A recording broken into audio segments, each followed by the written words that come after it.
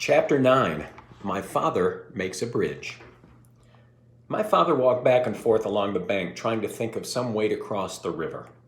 He found a high flagpole with a rope going over to the other side. The rope went through a loop at the top of the pole and then down the pole and around a large crank. A sign on the crank said, "To summon dragon. Yank the crank. Report disorderly conduct to gorilla." From what the cat had told my father, he knew that the other end of the rope was tied around the dragon's neck, and he felt sorrier than ever for the poor dragon. If he were on this side, the gorilla would twist his wings until it hurt so much that he'd have to fly to the other side. If he were on the other side, the gorilla would crank the rope until the dragon would either choke to death or fly back to this side.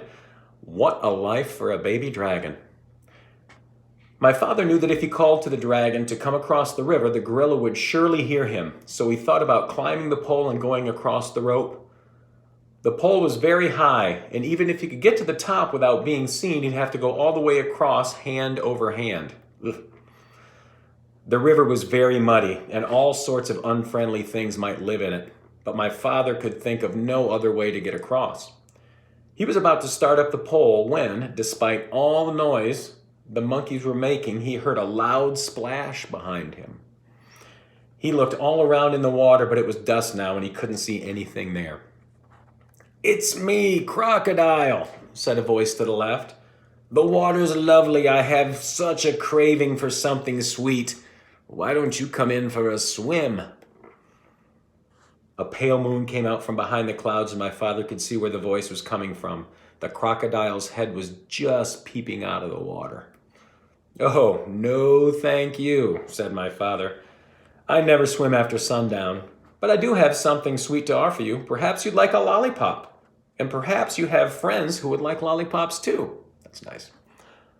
"Lollipops?" said the crocodile. "Why, that is a treat. How about it, boys?" A whole chorus of voices shouted, "Hooray, lollipops!" And my father counted as many as 17 crocodiles with their heads just peeping out of the water.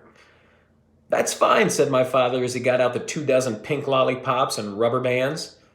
"I'll stick one here in the bank. Lollipops last longer if you keep them out of the water, you know. Now, one of you can have this one."